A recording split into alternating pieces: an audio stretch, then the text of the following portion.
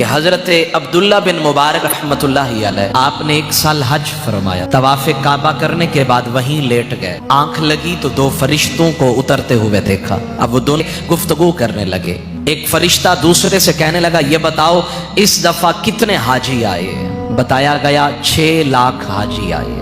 اب دوسرا فرشتہ کہنے لگا یہ بتاؤ ان میں سے کتنے حاجیوں کا حج اللہ نے قبول کیا؟ تو فرشتہ کہنے لگا ایک بھی حاجی کا حج اللہ نے قبول نہیں کیا۔ 6 لاکھ حاجی ہیں اور کسی کا بھی حج اللہ نے قبول نہیں کیا ہے۔ ہاں ایک دمشق کے اندر ایک موچی ہے جو جوتیاں گانٹتا ہے، وہ حج پہ آیا نہیں، اس کا حج وہیں بیٹھے بٹھائے اللہ نے قبول بھی کیا، اور اسی کی برکت سے اللہ نے 6 لاکھ حاجیوں کا حج قبول بھی فرما لیا۔ حضرت عبداللہ بن مبارک رحمت اللہ علیہ فرماتے ہیں میری حیرت کی انتہا نہ رہی، جو آ گئے ہیں ان کو قبول ہی نہیں کیا، جو آیا بھی نہیں بیٹھا بھی دمشق میں ہے اس کو بھی اللہ نے حاجی بنا دیا، اس کی برکت سے 6 لاکھ حاجیوں کا حج اللہ نے قبول کر لیا۔ یہ کیسا مرد کلندر ہے۔ حضرت عبداللہ بن مبارک فرماتے میں حج سے فارغ ہوا تو میرے اندر جستجو پیدا ہوئی، ذرا اس کا دیدار تو کریں نا، ذرا یہ کون ہے جس کی وجہ سے اللہ نے 6 لاکھ حاجیوں کا حج قبول کی؟ فرماتے میں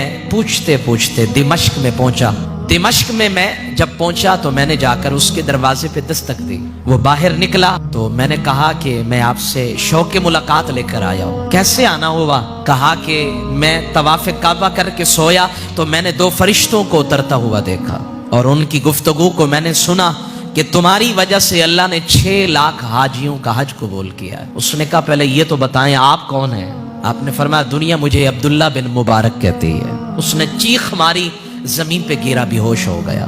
جب ہوش آیا تو کہنے لگا عبداللہ بن مبارک یہ تو بتاؤ آخر وہ فرشتوں کی ملاقات جو ہوئی اس میں گفتگو کیا ہوئی جس کی بنا پہ تم مجھ سے ملاقات کے لیے اتنا لمبا سفر کر کے آئے ہو؟ تو حضرت عبداللہ بن مبارک نے کہا کہ وہ فرشتے کہہ رہے تھے اس سال 6 لاکھ حاجی آئے لیکن کسی کا بھی حج اللہ نے قبول نہیں کیا۔ ایک ہے موچی جوتیاں گانٹنے والا، گرا لگانے والا، وہ دمشق کا رہنے والا ہے، وہ آیا نہیں لیکن اس کا بھی حج قبول کیا، اس کی بنا پہ اللہ نے 6 لاکھ حاجیوں کا حج قبول کیا۔ بتاؤ ایسا کون سا عمل کرتے ہو جو عمل میرے رب کو پسند آیا، گھر بیٹھے بٹھائے اللہ نے تمہیں حاجی بنا دیا؟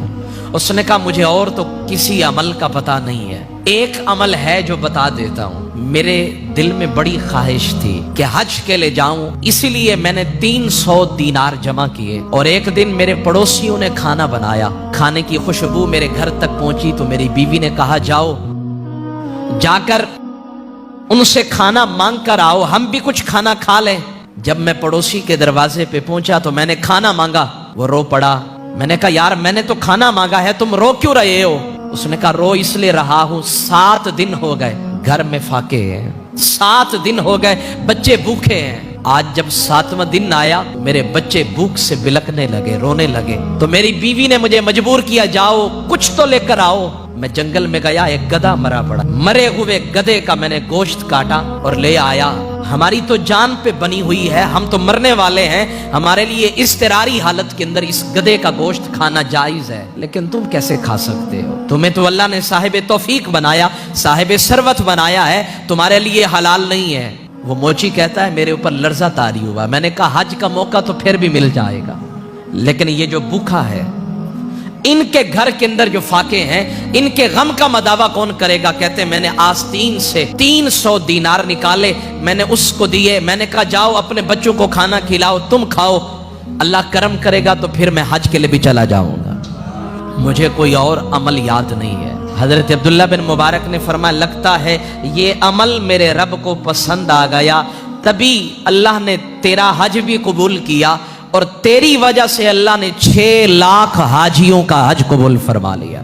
10 لاکھ لگا کے حج کے لے جاتے ہیں، 15 لاکھ لگایا، وہاں شاپنگ بھی کی، وہاں سامان بھی خریدا، لیکن یہاں لوگ بھوک سے مر رہے ہیں، یہاں لوگ فاقوں سے مجبور اور بے بس ہیں، یہاں امت کی بیٹیاں اپنی عزتیں نیلام کر رہی ہیں، یہاں تھر کے اندر بچے بھوک کی وجہ سے غذا کی قلت کی بنا پہ خودکشیاں کر رہے ہیں۔